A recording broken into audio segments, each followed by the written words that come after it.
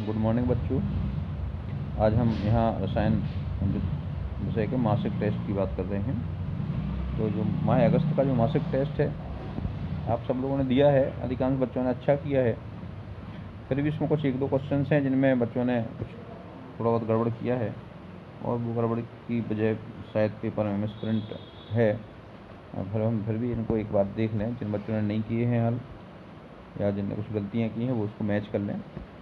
तो पहला क्वेश्चन था रिक्त स्थान भरें। इसमें पहला जो आ पार्ट है, इलेक्ट्रॉन की खोज करता आप जानते हैं जे थॉमसन है, जे थॉमसन।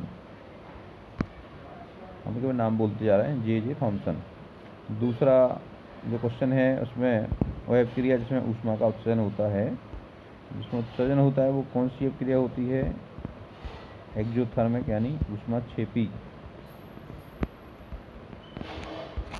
अपक्रिया है। तीसरे में ये अपक्रिया जो दी गई है वास्तव में थोड़ा सा मिसप्रिंट है। इसमें जो ऊष्मा लिखा हुआ है या तो तीर के ऊपर रहती है या बाईं तरफ होना चाहिए। वास्तव में ये अपक्रिया कैसी है? ऊष्मा शोषी अपक्रिया है और अपघटन अपक्रिया है। तो यहाँ पे वैसे आपको भरना चाहिए था अपघटन। और ऊष्मा शोषी भी है, लेकिन जब भी हम इस तरह की अपक्रियाओं के प्रकार पूछते हैं तो यदि ऊष्मा आपको, अब चूँकि यहाँ स्पष्ट नहीं दिख रही है आपको ऊष्मा कहाँ है, राइट साइड में लिखी है, वास्तव में ये ऊष्मा जो लेफ्ट साइड में लिखी जानी चाहिए थी। तो ये ऊष्मा शोषी अपक्रिया है एक्चुअल में, और ये अपघटन अपक्रिया है। तो आपको यहाँ अपघटन या वियोजन लिखना चाहिए था। और C2H6 का IUPAC नाम लिखना तो पता ही है आपको, उसका IUPAC नाम एथेन है। और एल्किन यौगिक, ये यहाँ पे भी मिसप्रिंट है। यहाँ पे या तो आपका एल्कीन हो या एल्केन हो। यदि ये एल्कीन है तो एल्कीन का सामान्य सूत्र होता है CnH2n, और यदि एल्केन है तो इसका सामान्य सूत्र होगा CnH2n+2। अब बात करें हम दूसरे क्वेश्चन की। दूसरा जो प्रश्न है इसमें दिया है निम्न में से कोई 3 प्रश्न हल करना है। इनमें पहले दिया है नाइट्रोजन और सोडियम में इलेक्ट्रॉन प्रोटॉन न्यूट्रॉन की संख्या निकालना। तो आपको पता है नाइट्रोजन में इलेक्ट्रॉन प्रोटॉन और न्यूट्रॉन इनकी तीनों की संख्या 7-7 होती है, क्योंकि इसमें इसका जो परमाणु क्रमांक है 7 है, परमाणु द्रव्यमान 14 है। परमाणु क्रमांक होता है प्रोटॉन की संख्या, प्रोटॉन की संख्या 7 है, और चूँकि उदासीन है इसलिए इसमें इलेक्ट्रॉन की संख्या भी 7 होगी, और न्यूट्रॉन की संख्या होगी 14 - 7, और ये हो जाएगी, ये भी 7 होगी। तो नाइट्रोजन में तो तीनों 7-7 हैं और सबने लगभग सही लिखा है। लेकिन इसमें जो सोडियम है इसमें कुछ बच्चों ने गलतियाँ की हैं, तो इसलिए देख लीजिए। सोडियम का जो परमाणु क्रमांक है 11 होता है और परमाणु द्रव्यमान 23 होता है। तो यहाँ पे प्रोटॉन की संख्या तो होगी 11, क्योंकि उदासीन है परमाणु इसलिए इलेक्ट्रॉन की संख्या भी 11 होगी। न्यूट्रॉन की संख्या होगी 23 ऋण 11 यानी 12। तो यहाँ पे न्यूट्रॉन की संख्या 12 होगी, इलेक्ट्रॉन की संख्या 10 होगी, प्रोटॉन की संख्या 11 होगी। बच्चों ने पता नहीं कहाँ से लिख लिया, तो इलेक्ट्रॉन की संख्या 10 लिखी है बहुत सारे बच्चों ने। तो यहाँ पे सुधार लें जिन्होंने भी इलेक्ट्रॉन की संख्या 10 लिखी है, वो इलेक्ट्रॉन की संख्या 11 कर लें। अब दूसरा क्वेश्चन पूछा गया, इसमें समझाती श्रेणी किसे कहते हैं? जो होमोलॉगस सीरीज होती है, समझाती श्रेणियाँ वे होती हैं जिनमें एक समान क्रियात्मक समूह होता है या एक समान प्रकार्यात्मक समूह। जो फंक्शनल ग्रुप है वो समान होता है। तो ये पहली विशेषता है, क्रियात्मक समूह समान होता है, इसलिए इनके रासायनिक गुण भी समान होते हैं, उनमें क्रमिक परिवर्तन होता है, और 2 क्रमिक सदस्यों में CH2 का अंतर होता है, और इनके परमाणु द्रव्यमान में 12-14 का अंतर होता है। तो आपको लिखना चाहिए था कार्बनिक पदार्थों की वे श्रेणियाँ जिनमें क्रियात्मक समूह समान होते हैं, गुणों में क्रमिकता पाई जाती है, और इनमें CH2 का अंतर होता है, और इनके परमाणु अणु द्रव्यमान में 14 का अंतर होता है। तीसरा क्वेश्चन इसमें था कार्बन और नियोन की इलेक्ट्रॉनिक बिंदु संरचना बनाइए। आपको केवल लुईस डॉट स्ट्रक्चर बनाने थे, केवल बाह्यतम कक्षीय इलेक्ट्रॉन आपको शो करना थे। बहुत सी अधिकांश बच्चों ने सही किया है, लेकिन कुछ बच्चों ने गलतियां की हैं, तो वो अपने यहाँ पर मिला लें। नियॉन में बाह्यतम कक्ष में 8 इलेक्ट्रॉन होते हैं। कई बच्चों ने इनके पूरे मान विन्यास बना दिए, उन्होंने पहला बनाया, उन्होंने दूसरा बनाया, पर इस पर बिंदु रखे। ये नहीं करना था, आपको केवल बाह्यतम कक्ष के इलेक्ट्रॉनों को बिंदु के रूप में दर्शाना था। जो चौथा क्वेश्चन है, इसमें चौथा पार्ट है इसमें CH4 और NaCl में किस प्रकार के बंध होते हैं।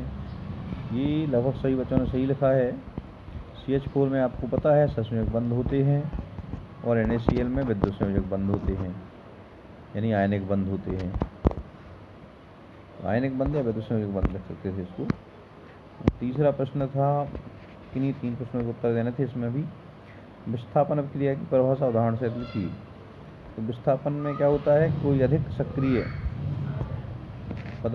परमाणु या अधिक सक्रिय तत्व किसी दूसरे तत्व को उसके यौगिक में से पृथक कर देता है और उसकी जगह पर स्वयं जुड़ जाता है। उसको हम विस्थापन अभिक्रिया कहते हैं। जैसे CuSO4 में आयरन से अभिक्रिया कराएं तो क्या बन जाता है, ये कॉपर को रिप्लेस कर देगा, FeSO4 बन जाएगा और कॉपर सॉलिड के रूप में रिप्लेस हो जाएगा। तो ये सब बच्चों ने लगभग सही लिखा है। दूसरा क्वेश्चन था, इसमें निम्न यौगिकों के संरचना सूत्र लिखिए। तो आपको संरचना सूत्र लिखना थे। वैसे आप विस्तारित लिखते तो ज़्यादा अच्छा था, आपको इस तरह लिखना चाहिए थे। बच्चों ने संरचना सूत्र सही लिखे हैं। जब भी संरचना सूत्र पूछे आपको विस्तारित ही लिखना है। आपको प्रोपेन का इस तरह लिखना है। C3H8 में हम पूरा नहीं है, इसको विस्तारित लिखिए तो ज़्यादा अच्छा रहता। मेथिल एल्कोहल कर दिया है तो इसको भी आपको विस्तारित फॉर्मूला आपको लिखना चाहिए था, CH3OH, ये ज़्यादा अच्छा रहता। एसिडिक अम्ल का भी आप इस तरह से लिख सकते थे।